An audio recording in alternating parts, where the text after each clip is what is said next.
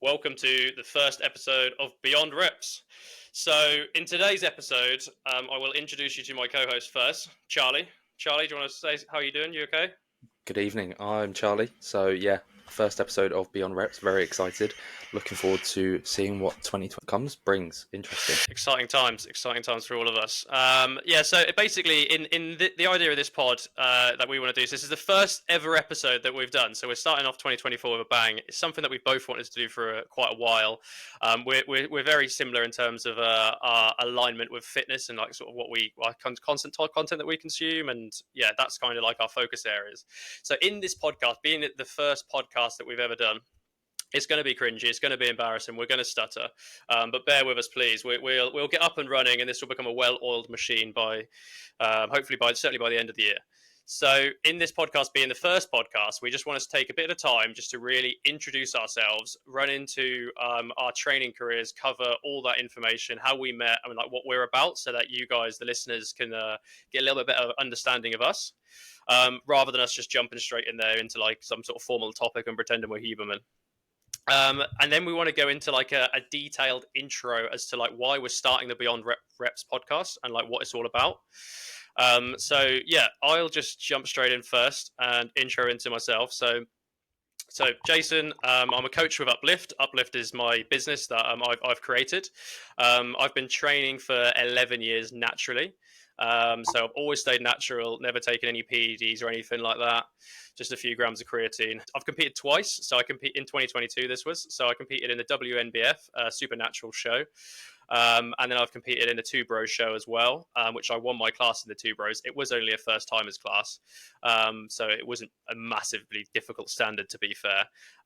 But yeah, in terms of like what got me first into the gym, so I think my earliest memory of like getting into training was when I used to watch World's Strongest Man, and it used to be on like around Christmas time every single year, and we would watch it every single year. Me and my brother, this is, and my family. And specifically, there was an athlete called Mariusz Pudzianowski. You could search him up on Google. The guy is he won World's Strongest Man 5 times, which is the highest amount anyone's ever won it. He's just like this jacked. I think he's like Polish or Russian. He's like Eastern European. He was just absolutely rigged out of his mind. He was a complete athlete compared to like everyone else in the field, who was like quite fat, overweight. And there were some good guys in there, Terry Holland, Derek Poundstone, Phil Pfister, Mark Felix, lots of good, strong guys. But like myself and my brother really liked Mariusz Pudzianowski. So we would always watch World's Strongest Man, and that always kind of got us interested in like strength training.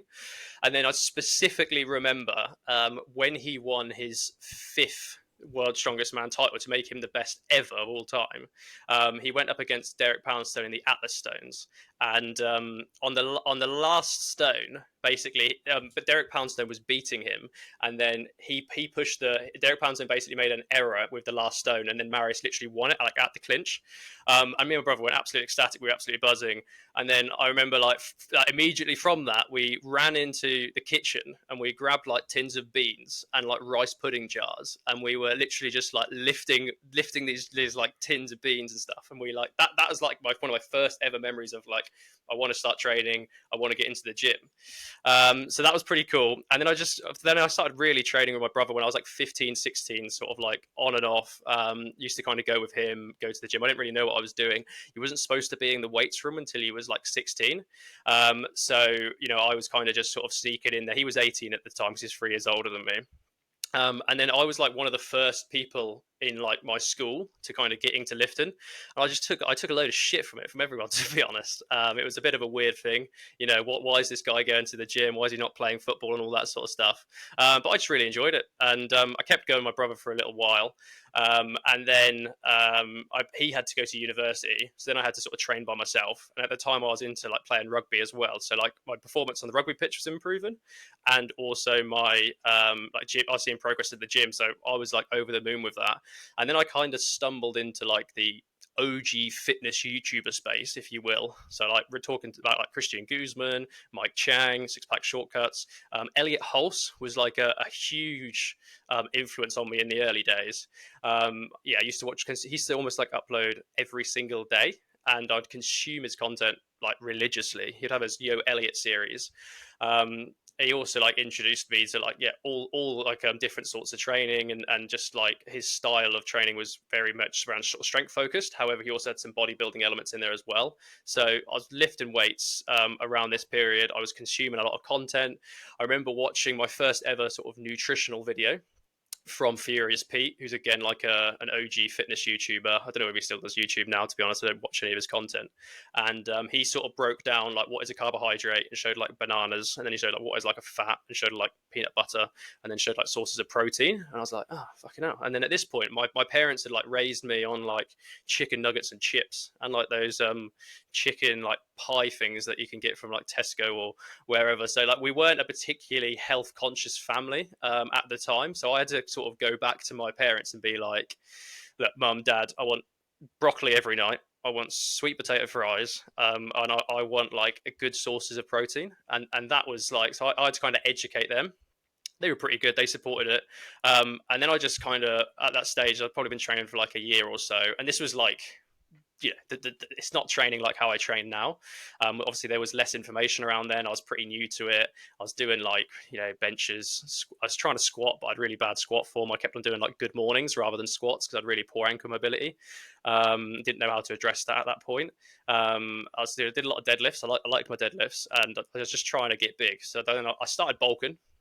And I bulked pretty hard. I would say like I probably permanently bulked for like 3 years or so, and my goal was simply to like be the most massive person I could possibly be, which because I was a pretty skinny kid. I wouldn't say I was like genetically gifted in any way. In terms of like my physique, I feel like quite a narrow frame. I had some good calves. I'll give myself that, but like didn't have like the best genetics. But just ended up focusing on like eating as much food as like I possibly could. I used to smash down me and my brother when he was back from uni.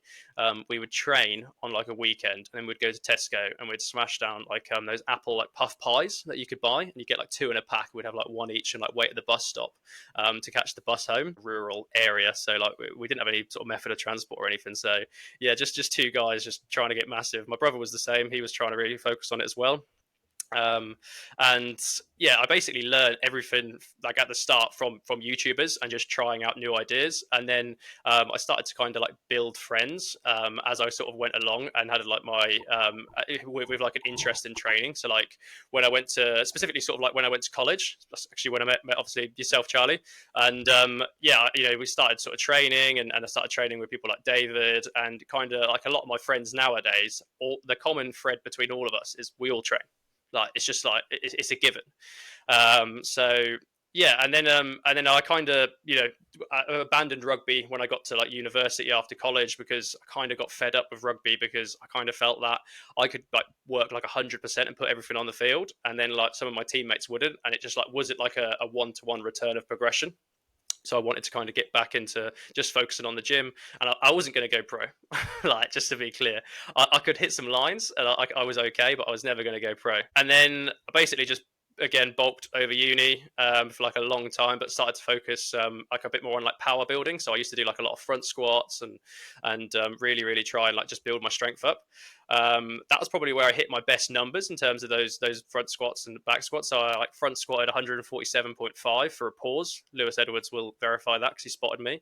I deadlifted, and then I didn't actually bench 140 until 20, I want to say. So anyway, left uni, started to focus more on bodybuilding. Also got a corporate job at the time, but I was still continually focusing on the gym.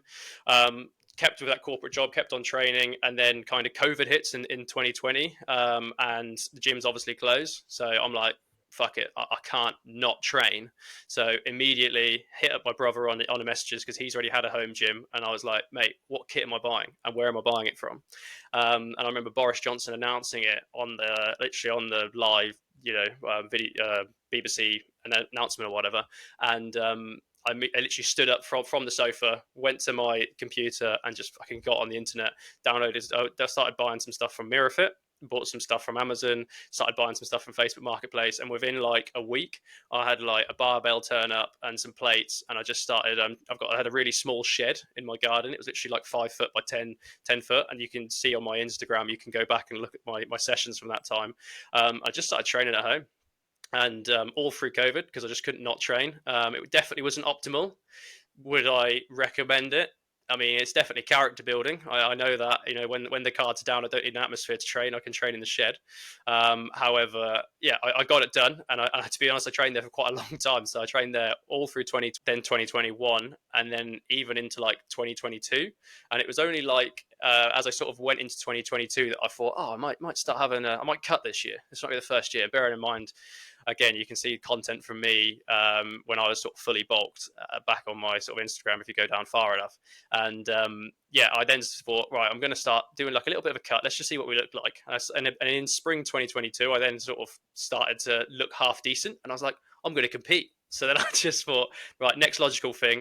I hired an IFBB coach. Won't say who at the minute, but I didn't have a great coaching experience to get actually compete, and it was quite good in some ways. But I definitely recognised while I had that coach, there was an opportunity for myself to take up coaching as well. And I also had a few friends that were sort of speaking to me during this prep, and they were like, "Oh, you know, can you start coaching me?" And I was like, "You actually would want me to coach you?" And I was quite surprised, to be fair. But it kind of started me thinking about launching Uplift. And then I competed like late in like 2020. As I said, like the first show I missed out on the top five. It was in the WNBF, and then the second show I won my first timers class at the Two Bros. These both natural shows, and that was obviously I was doing this all the while juggling like a busy corporate job, which is pretty full on. And then I did like a little photo shoot at the end of that prep. I launched Uplift in like 2023, start of 2023, started coaching friends, leveled up the service by joining like One Fit. And now I've coached like over 20 plus clients, and that's just counting. So I've taken on more people all the time. And I guess kind of like my focus now when it comes to the gym is really just trying to like reach sort of like your natural potential, and it's just something that I think I just like really yeah, it's just like a routine, and it's something that I just really enjoy. It's my favorite part of the day, and it's also the ability to kind of be like you against you. I'm quite, you know, we train together now and again, Charlie, but I also like my solo sessions because you know you kind of really get to push yourself in those sessions and focus in. And yeah, so I'm just looking at the minute to. I'm not no plans to compete this year. I just want to help as many people as I possibly can level up their experience of the gym and their physiques through coaching. And yeah, just enjoy it. And I'm still bulking at the minute. I've got another month of that to run till the end of February, and then I'll probably start like a beach lean cut. And then yeah, who knows? We'll see where we go for the rest of 2024. That's a pretty long monologue about myself. So Charlie, I'll take a breather and I'll hand over to you. That is a very thorough monologue. I respect it. There's a lot to cover in there, and I feel like we'll probably revert back to some of those points at a later date. But yeah, in terms of me and my training journey, where I started, we've kind of got a similar start point in terms of like what brought us into training and our initial interests. I kind of had a different approach. So you obviously had your brother and people around you that were interested in training. I didn't really have that. So like at school, I was just really interested in PE. That was the only thing that really engaged me. Hence why I went to college and studied sports science, which is obviously where we met. But even then, it didn't really interest me. Like for the first year of college, I just kind of dossed about, didn't really do anything. And then second year is when I started playing rugby, which is obviously where we became a little bit closer. Trained occasionally with you, Dave. Hopefully he's listening right now.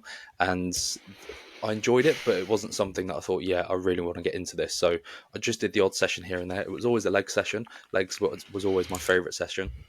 But yeah, in terms of like my upbringing, similar to you, my dad used to watch World's Strongest Man, and Mariusz Pudzianowski was always the guy that we were always rooting for. He was just this dense Polish man that was just strong as shit, and it was just always so entertaining. And whenever he won World's Strongest Man, however many times, it was just such a good watch. So to then see him kind of retire and still seeing the likes of Terry Holland and Mark Felix and people like that still going, that's still impressive. To think I was watching them like 10 plus years ago absolutely blows my mind.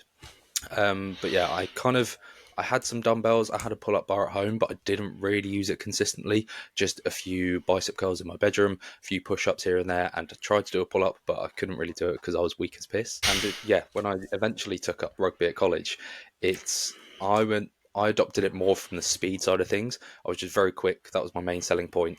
I could run a few lines, but I'd fumble the ball regularly. Wasn't very good, but if I did catch the ball, then I'd be absolutely flying and probably get crunched at some point. But yeah, I wasn't the strongest player, to say the least. I was relatively skinny, whereas standing next to the likes of you're quite wide and dense at the time. But yeah, I went to uni, and then I wanted to continue playing rugby, but then someone who I met on my first day at uni, his name was Connor. Connor, if you're listening, shout out to you. He was like, "Do you want to come to the gym with me?" I was like, "Yeah, why not? I'll come for a free trial." And then he basically kind of pressured me into doing it like long term. So the way I approached it, rather than paying for a monthly membership, because I knew I wouldn't go that way, I literally paid for a year's membership up front. It was like 120 quid at a Pure Gym, absolute steal. And I just took it as like, that's something for me to do, because I know being a student, I'm going to have tons of time on my hands and I might as well put it to use. So literally from there, I started going with him like 3-4 times a week, but then he started dropping off a little bit and, going on nights out and stuff. Nights out did interest me, but not that often. So it was like once a week, if that. And yeah, I just took that as an opportunity to like, okay, this is me, this is my time. I can actually, see some progress here. Try to get back into rugby, but within one of my first few gym sessions, I was ego lifting, injured my lower back deadlifting, and yeah, I was then dealing with a lower back injury for years on end. So yeah, main first point to take from this: prioritize your deadlift form, otherwise you're going to be crippled like me going into your late 20s.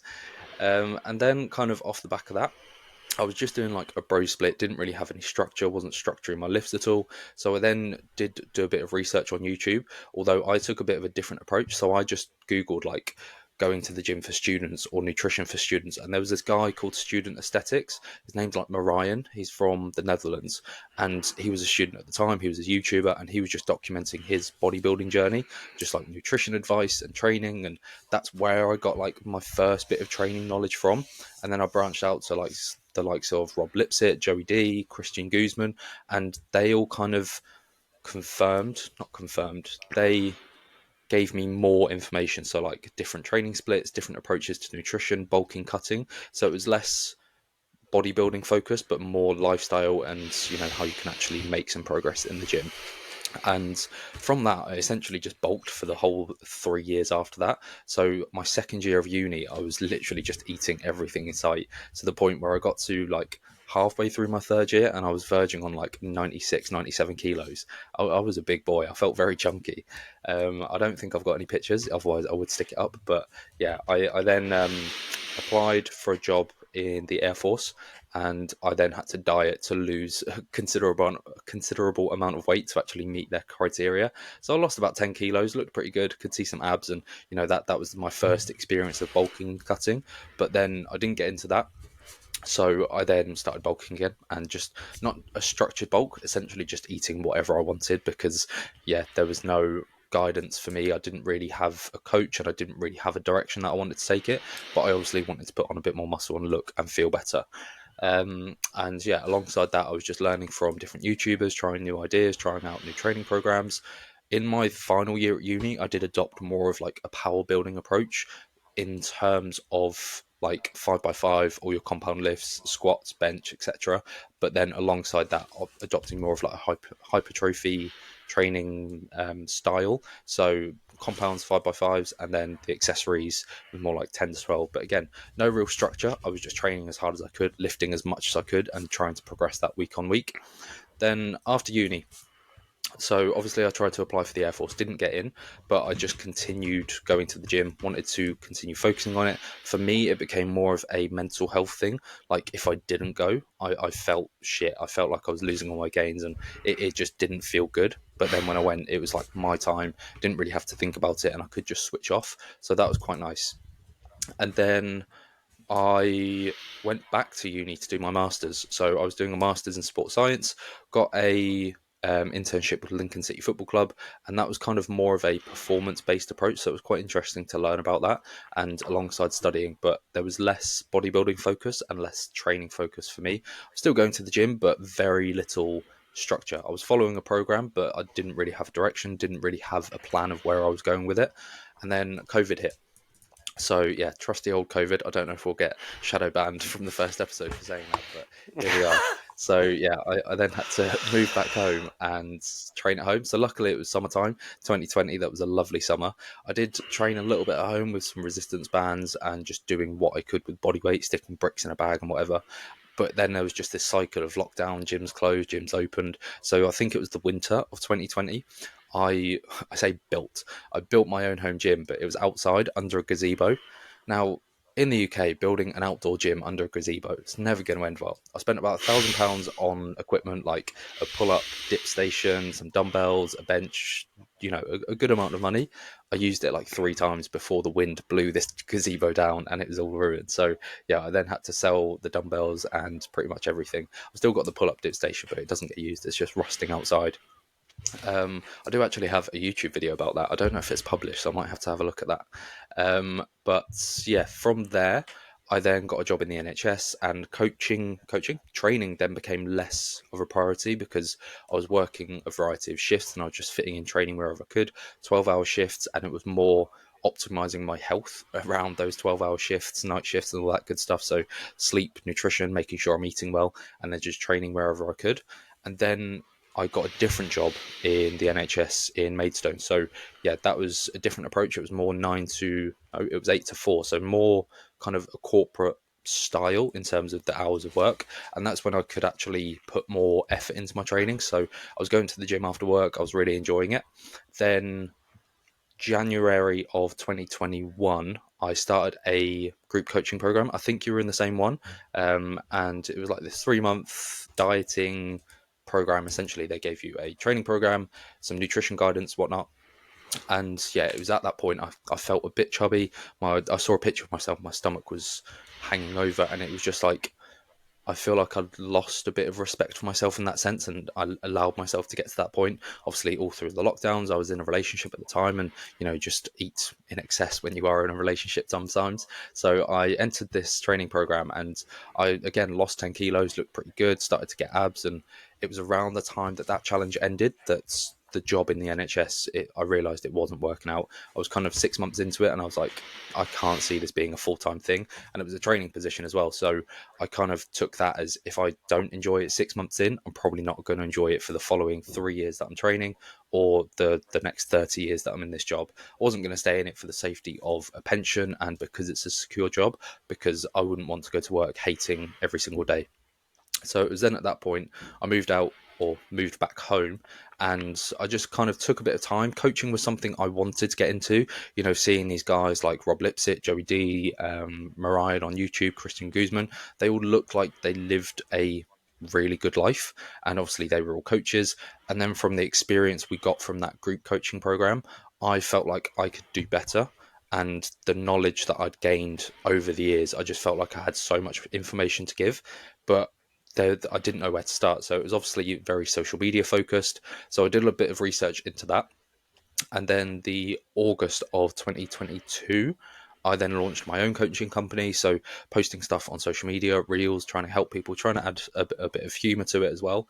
Did that for about 6 months while working another job on the side, coaching people for free, coaching people who paid as well. So I got a bit of coaching experience, but it didn't really take off as much as I would have liked it to, because ultimately I wanted it to be a full-time thing, and it was quite difficult balancing shift work. I was doing like 5 till 11 p.m. in one job, and then the next day I was trying to do coaching and filming and editing, and it was quite a lot to handle. So PDK, Paddy, if you don't know him, PDK Fitness on Instagram, I saw he had an opportunity to take on some coaches. So this was at a point where he was actually gaining quite a lot of traction, getting quite a lot of followers. So I stuck an application, I stuck my username into his question box, and then he got back to me, asked me a few questions back and forth, like what's my coaching ethos, my morals, values, how would I approach different situations. And we both kind of had a similar coaching style and how we would deal with different things. So I then started working with him in end of January, start of February 2020. And then, clients started rolling in, and this was working really well. He did the marketing side of things, and then I was working under him.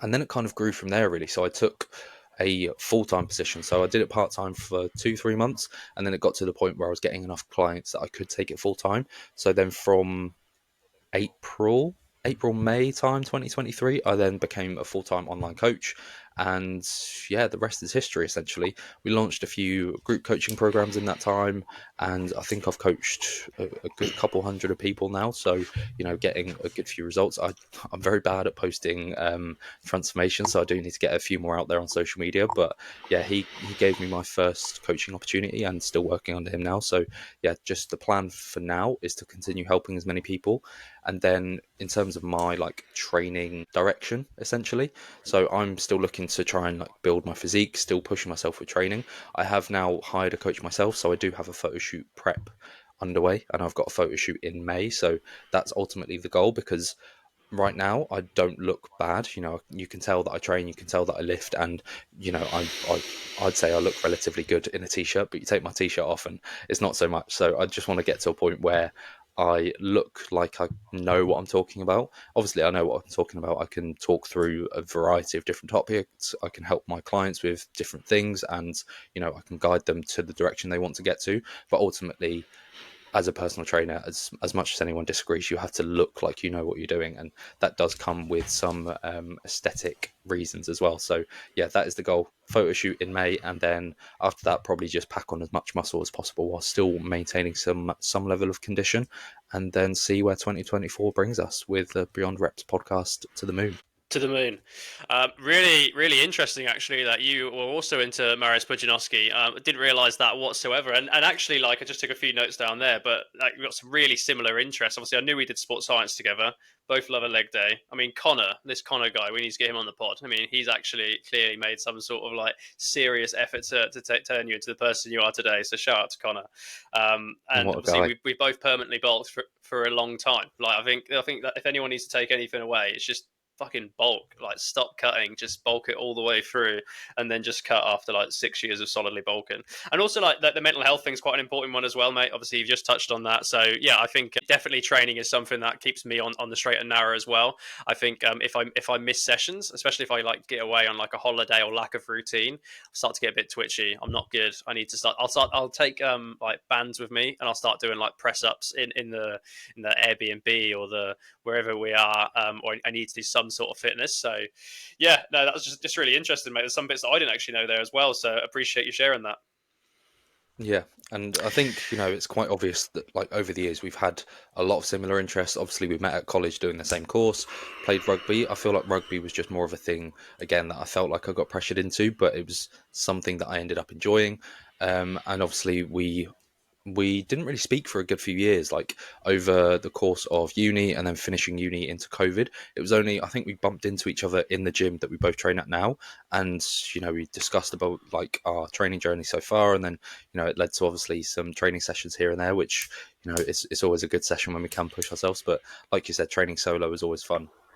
Um, and yeah, it's just like it's very evident that we've got some similar interests, and it's useful to have an outlet to then discuss both like training elements, coaching, and just lifestyle stuff as well. Yeah, I think because we kind of fell out of contact, didn't we? Really, I was in contact at college, and we were sort of in the same friendship circle, and then we kind of fell out of contact in uni. I went down to Bath, and you was in Lincoln, I think, and then but we were still obviously both training. And then I remember when I started posting a little bit more on social media, like in 2022, you started like doing the same sort of thing, and we were like exchanging a few DMs. I was like, oh fucking hell, like Charlie's doing this as well. So I was like, oh, that's really cool. So we were like trying to like egg each other on and like each other's stuff and share it and all that sort of stuff, and that was really cool.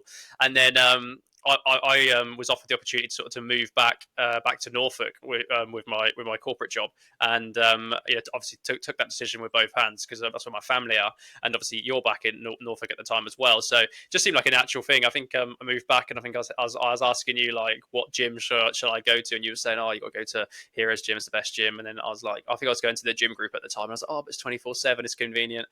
And then I look back on it now, and just terrible. Like, I should have just listened to you straight from the off, mate. But yeah, great to get some sessions in when we do at Heroes. Always appreciate the spot. You're a very good spotter, mate, as well. That has to be said. Like I've trained with a lot of people in my time, and you just give just enough. It's not. You don't take the rep away from me. You just kind of give me the confidence to push a little bit harder, which is absolutely perfect. So appreciate that, mate. No, you're welcome. I feel like it's always nice to just have someone there, even if you don't need it. Just having someone watching over you, it's that pressure to get that extra 1 or 2 reps. And then if you do need a little caress of the elbows, or someone to come and give you a hug and a squat to get you out of the bottom of the hole, then it's nice to have that support there. But yeah, always enjoy the sessions. I completely empathize with you in terms of training at the gym group. So my first 4 years of training was at Pure Gym.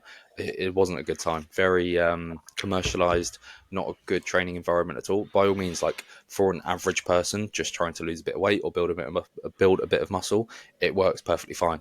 I was able to build a solid amount of muscle in that time. Could I have built more muscle if I followed a better training program in a better gym? Absolutely. But it works and it serves a purpose. It's just if you do want to take that next step, go into a better gym, a more diverse range of equipment, and just a generally better environment is always nice. Well, this is turning out to be a wholesome podcast. Absolutely loving that.